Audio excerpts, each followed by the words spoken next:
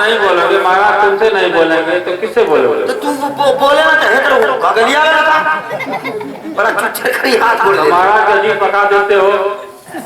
ठीक है उठा का नहीं सगरी पोत कर ले हवा हे भगवान ला ला पोछ ला ला देखा तो सगरी पोता ले हम गैस लग गया तू। अरे इसका कर दो। हाँ गैस लग गया तो से जब ना बोली ना तो मत बोलो उतारा हे भगवान सुनो, इस लेटर को लेकर जाओ और फिर जब हार मिल जाता है तब तो हाथ हाथ पकड़ा देना उसे। ठीक। अगर मुलाकात नहीं होती है बीर जवाहर से तो उसके कोवर वाले घर के सामने चट्टा करके आना है। ये लेटर वाके हाँ हाँ, ताकि बीर जवाहर अगर घर में प्रवेश करे तो उसकी नजर इस लेटर पर पड़े। तो बीर जवाहर यहाँ तो इनकर दुख कट जाई इनके कारण सड़े देता हमान के का तकलीफ होती हमान के दर्द होता। दरबार में रहते हो ना, महाराज के नजरों के सामने से लोग गुजरते हैं तो अपने आगे दबा करके छींक निकल जाते हैं, तो भी इनसे दूरी बना करके रहते हो। बात हम उपाय हम अपना इनसे दूर भागा जनता कैसे गमसीन लिया के तुझ लो। अच्छा जेर जेर जेर ये और छिल छिल के जाए हम उपाय लगाओ ले जल्दी इनके ले वाला है। चलो जा हम अब चल जा चलिए। और सुनो, इस बार तुम्हें वहाँ रुकना नहीं है, तुरंत चले आओगे। हाँ हाँ जा रुक जा अब रुकबा ना करवा ठंडी पाला में हमको देना दूसरे घरे रहेगा जा जा जो बात कह दी गई है अच्छी तरह समझ। हाँ समझ ले हेतर हेतर मत कहिए जा ठीक है जा आओ तो धर्मेंद्र मोदी बैठ हे भगवान कहिए आप मुक्त हो।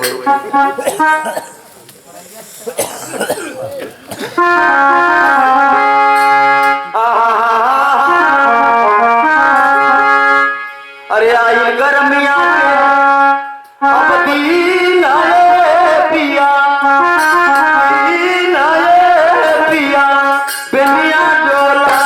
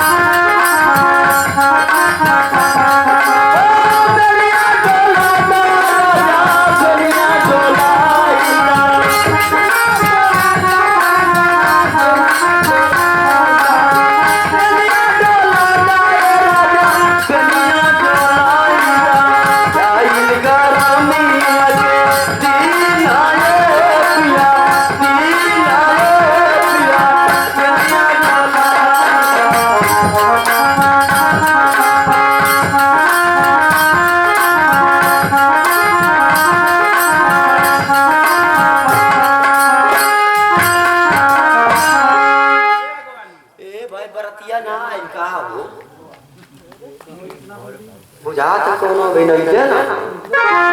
अरे भाई हेलो ए बाबू बीर जवाहर ए भाई की बोला देखा अब तू वही चरत खा के उठा हो गोसया खुला है ना भाई ज्यादा ना लेके छोड़ा ज्यादा हमके अब जरूरत तो ना है ना आया लो मत यहाँ अपन बुआ घर बिया